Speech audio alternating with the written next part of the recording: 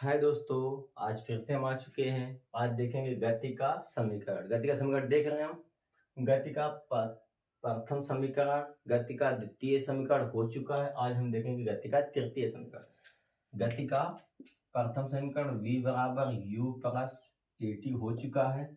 दूसरा समीकरण s बराबर ut plus half A T square, ये भी हो चुका है।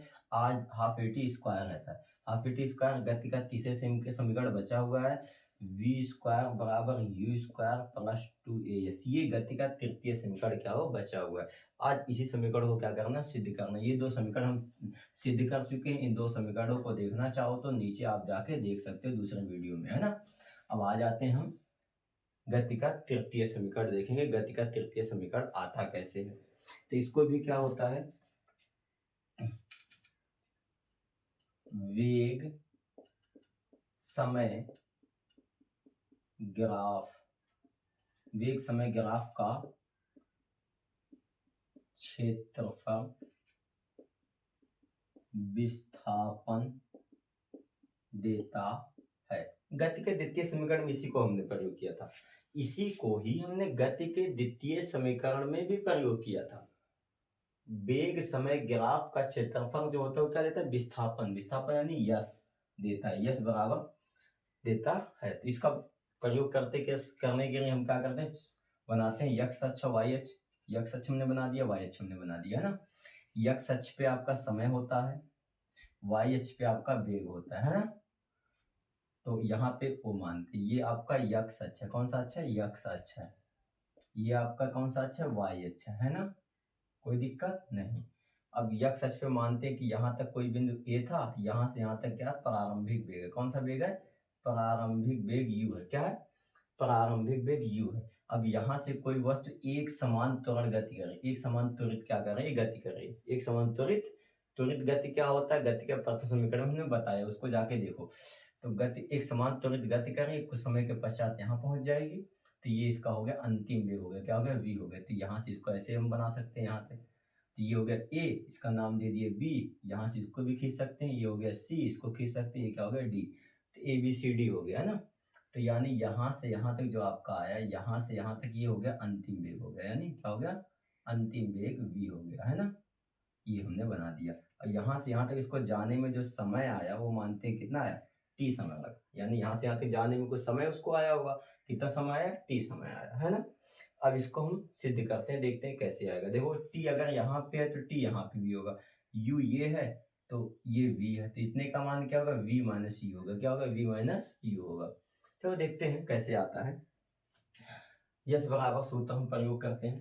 यस बराबर क्या होता है, हमने अभी सूत्र बताया है। गति के द्वितीय समीकरण सिद्ध कर रहे थे, उसमें हमने दो बार गति का समीकरण दो बार हमने सिद्ध किया है। दो बार सिद्ध किया, जो दूसरा नियम हमने प्रयोग किया उसी नियम का प्रयोग इसमें भी करते हैं। क्या होता है, 1/2 कोष्टक में, 1/2 कोष्टक में होता है समांतर भुजाओं का योग। समांतर भुजाओं का योग क्या होता है,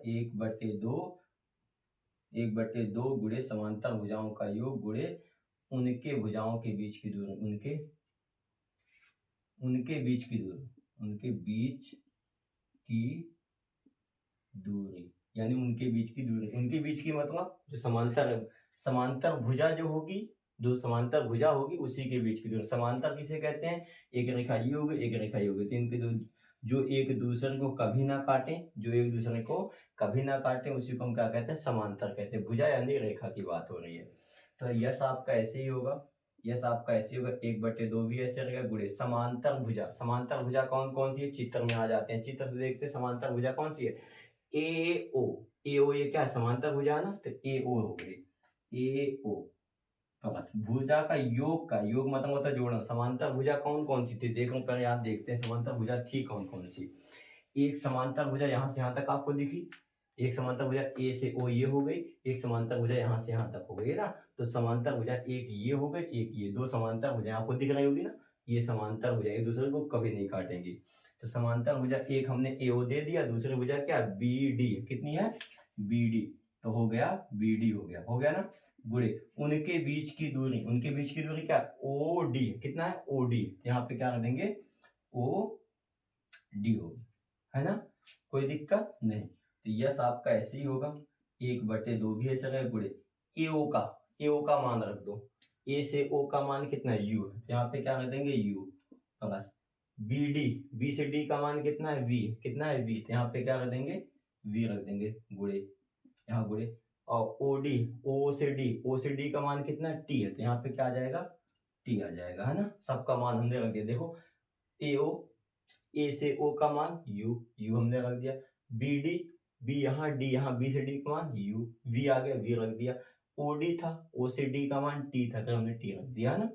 अब यस आपका ऐसे रहेगा बराबर 1/2 गुणे यू प्लस वी या वी प्लस यू, इसको आगे पीछे देखो, इसको वी प्लस यू तो आगे पीछे भी इसको कर सकते हैं, तो हम कर देते हैं वी प्लस यू कर देते हैं, वी प्लस यू, कोई दिक्कत नहीं होनी चाहिए, आगे पीछे आप कर सकते हो, किसी को भी आगे पीछे कर सकते हो। गुणे यहाँ टी है ना, टी को हम देखो बताने की कोशिश करते हैं थोड़ा आगे, क्योंकि यहाँ से थोड़ा सा हम साइड बनाते हैं कि गति का प्रथम समीकरण v बराबर होता है u प्लस ए टी। गति का प्रथम समीकरण क्या कहता है, v बराबर u प्लस ए टी होता है, v बराबर क्या होता है u प्लस ए टी होता है ना। तो अब u को हमको यहाँ t का मान चाहिए, किसका मान चाहिए t का मान चाहिए, तो v आपका ऐसे रहेगा, ये u प्लस में इधर आएगा तो क्या हो जाएगा माइनस u हो जाएगा, क्या हो गया v माइनस u हो गया, क्या हो गया v माइनस u हो गया, बराबर इस तरफ बचा क्या ए टी बचा, क्या बचा ए टी बचा ना। अब क्या होगा टी का मान हमको चाहिए, तो टी को यहीं पर आने देते हैं और ए जो इंटू से भाग दे देंगे, तो v माइनस यू बटे क्या आ जाएगा ए आ जाएगा, क्या आ जाएगा ए। देखो गति का प्रथम समीकरण, ये कौन सा समीकरण है, गति का प्रथम समीकरण है, कौन सा गति का प्रथम समीकरण, गति का प्रथम समीकरण क्या कहता है v बराबर u प्लस ए टी होता है, लिख दिया हमने। v आपका ऐसे रहेगा, ये u जो उस साइड में था उसको हमने इस साइड में लाया, खींच के इस साइड में लाया, तो प्लस था इस साइड में आगे क्या जाएगा माइनस हो जाएगा, उस तरफ क्या बचा ए टी बचा, लिख दिया हमने।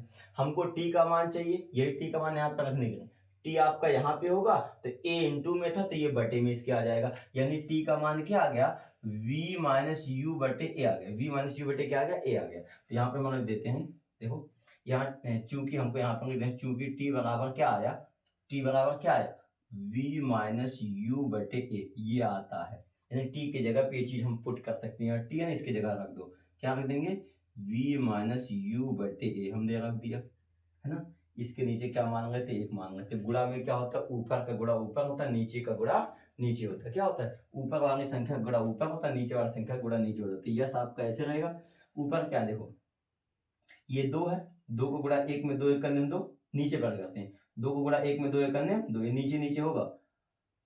गुणे के चिन्ह में क्या होता है, जैसे 2/3 गुणे 5/3 5/7, तो गुणा में क्या होता है ऊपर वाली संख्या का ऊपर के साथ होगा, नीचे वाली संख्या का नीचे के साथ होगा।